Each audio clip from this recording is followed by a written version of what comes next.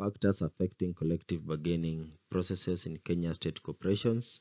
The case of Postal Corporation of Kenya. I'm Dr. Solomon Kiao from Jomo Kenyatta University of Agriculture and Technology, Nairobi, Kenya. Introduction.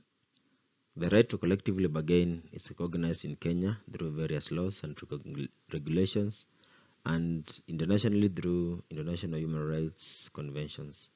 Collective bargaining is defined as a social process that continually turns disagreements into agreements in orderly fashion, and the establishment by negotiation and discussion of agreement on matters of mutual concern to employers and unions covering the employment relationship and terms and conditions of employment. It provides a framework within which the views of management and unions about disputed matters that could lead to industrial disorder can be considered with the aim of eliminating the causes of the disorder. Unions can negotiate with a single employer or with a federation of businesses to reach an industry-wide agreement. Collective bargaining enables workers who are union members to negotiate with their employers to determine terms of employment such as pay, work hours, leave, health and safety policies, ways to balance work and family, among others. This collective bargaining is rooted in the 19th century, where workers began to agitate for more rights in their places of employment. Many skilled trades used their skills as bargaining weapons to force employers to meet their workplace needs or strike to protest for work conditions. State corporations. Corporatism is a political or economic system where power is given to civic bodies representing economic, industrial, social, cultural, and professional groups. It is the theory and practice of organizing society into corporations which subordinate the state of functions. State corporations are intended to exert control over the social and economic life of the respective areas, control cartels, and help develop policies on price, supply, and distribution, among others. Due to their success at a national level, many corporations have become transnational or multinational corporations. Postal Corporation of Kenya. PCK is a progressive and commercial government enterprise operating under the PCK Act of 1998. Due to emerging market and economic spearheaded by the Universal Postal Union, efforts to separate postal services from telecommunications were initiated in the late 1980s, but adopted in July 1999 in Kenya, where Kenya Posts and Telecommunication Corporation split to create, among others, Postal Corporation of Kenya, which was mandated to provide and operate postal services, post financial services, and perform other functions as the Minister of Communications may assign. PCK operates 700 post offices with about 3,600 employees and partners with the 5,000 stamp vendors across the country. A CEO, titled Postmaster General, is in charge of management and heads the corporation, reporting to the Board of Directors. Statement of the problem. According to Kenya's Vision 2030, Kenya aims to create a globally competitive and adaptive human resource base, since her main potential lies in our people, their work ethics, education, and entrepreneurial skills, among others, through proper management, rewarding and steering towards global competitiveness. Collective bargaining agreements are necessary to settle on the best rewards and policies for employee development, and consistent economic growth ends should be in the forefront in any organization. There have been numerous labor unrest in Kenya since 2010. For success in developing competitiveness, PCK will need to empower its human resource as envisioned in its corporate strategic plan of 2008-2009 to 2012-2013, hence the need to engage them in collective bargaining. Despite the majority of the employees being unionized under Communication Workers Union of Kenya, the employment terms and conditions have not been improved due to failure by the management to honor requests for collective bargaining from the union, leading to several strike threats and the unrest that has been witnessed since 2011. This research therefore seeks to investigate the factors affecting implementation of collective bargaining in Postal Corporation of Kenya so that collective bargaining can be streamlined for the achievement of the employees. The objective of the study, one, is to investigate the factors affecting collective bargaining in processes in Kenya state corporations, to establish the influence of organizational structure on collective bargaining processes in Kenya, to determine the influence of management style on collective bargaining processes, and to establish the influence of tripartism on collective bargaining processes in Kenya.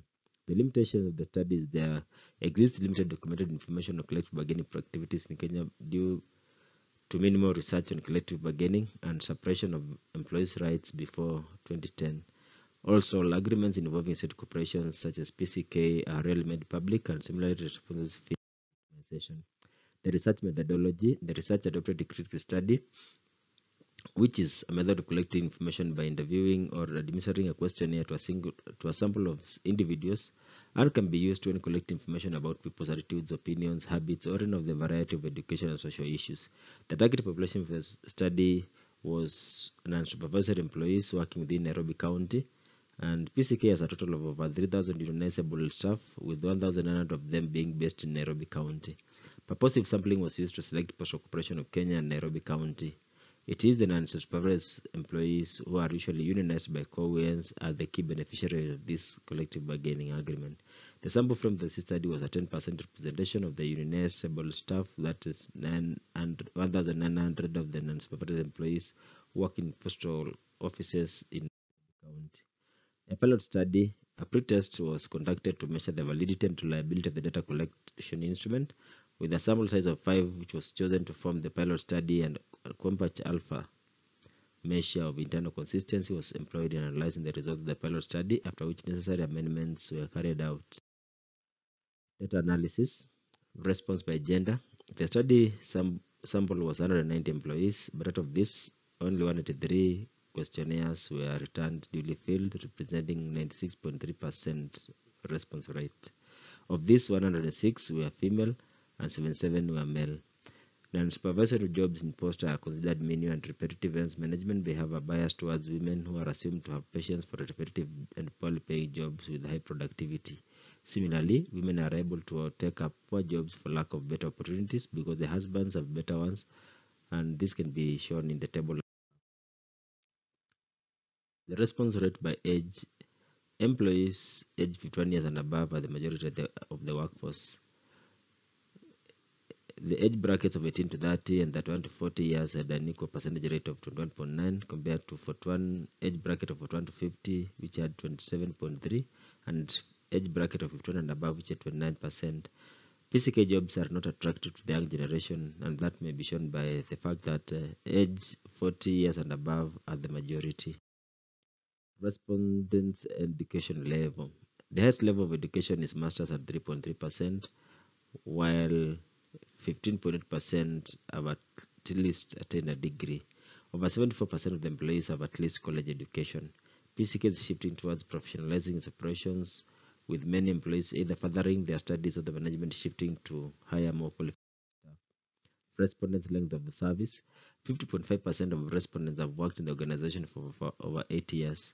Over 94% of employees have worked for more than 2 years at PCK, which shows that the respondents were very well informed of the organization's activities, structure, management style, and developmental trends, hence were suitable for study. Organization structure. Employees incorporation into organization's activities. 3.3% strongly agreed that being incorporated in the organization's activities affected collective bargaining agreement. That 6.6% disagreed, while that 2.8% strongly disagreed. This revealed that employees being incorporated in the organization's activities did not necessarily affect collective bargaining agreements. This means that the involvement may not be adding value to the organizations in terms of rewards, recognition, and motivation, or may not be segregating the members' in activities. Management style, management recognition of industry union. From the figure above, 13.1% strongly agreed that management recognized the industry union, while a majority of 47% agreed. This indicates that the management recognizes the industry union with the total agreement level of 60.1%, meaning that the management allows the union to get involved in the organization's activities. Tripartism, parties' active involvement in collective bargaining processes.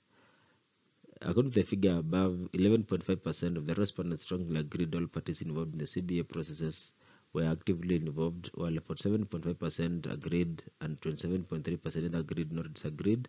11.5% disagreed and 2.2% strongly disagreed, which shows that all parties are actively involved, but it's not possible to tell whether the involvement is positive or a matter of formality. The regression analysis. In this study, the conceptual mode of collective bargaining was determined by organizational culture, management style, and tripartism. Regression analysis was done to establish the relationship between the dependent variable with the independent variables. According to the model summary, IJSR, or the coefficient of determination, tells us how organizational culture varied with management style and tripartism. And from the table, the value of IJSR is 0.796. This implies that there was a variation of 79.6% of organization culture with management style and the following regression analysis was obtained. Y is equals to negative 0.641 plus 0.257 x1 plus 0.19 x2 plus 0.205 x3 plus error term of 4.7%, where Y is collective bargaining, x1 is organization culture, x2 is management style, while x3 is tripartism. And the model shows that when all variables are held at 0 or constant, the value of collective bargaining would be negative 0.641. However, holding other factors constant, a unit increase in organizational culture would lead to 0.257 or 25% increase in collective bargaining. A unit increase in management style would lead to 19.2% increase in collective bargaining, while a unit increase in tripartism would lead to 20.5% increase in collective bargaining. The findings. Influence of organizational culture and collective bargaining processes. There aren't very good and clear communication between employees and the management. Thus, although employees are allowed to and given freedom to express themselves, there does not seem to be much follow-up. The grievances raised since they are rarely addressed. Finding 2. Influence of management on collective bargaining processes. The management has mixed reactions despite it recognizing the industry union. The management allows its staff to join the union and the management's communication and directions with the union. This notwithstanding, workers aren't allowed to attend the union meeting, especially when the agenda of the said meeting is known by and makes the management uncomfortable. In finding 3, influence of tripartism on collective bargaining processes. Many employees seem to neither understand what is involved in collective bargaining nor who the participants are. They do understand the process followed in collective bargaining process, and actually they have an active one in place which is checking on the welfare and compensation of members, especially after the last industrial action of 2011. In conclusion, organizations should take necessary steps to address employee needs and grievances in order to improve both the employee and organization performance. Policies should be set out to improve the working conditions other than to achieve public recommendations. Organizations should ensure they uphold good employment practices and relations with employees and third parties, and respect the functions and role of trade unions. The Kenya Constitution 2010 has ensured the role of trade unions and clearly provided for freedom of association and expression as fundamental rights which should be accorded to every employee. Therefore, employees should not be victimized when they join unions or propagate the union's activities at the workplace. Delegation policy at the workplace should be geared towards improving organization performance and employees' competencies as opposed to extending organization's selfish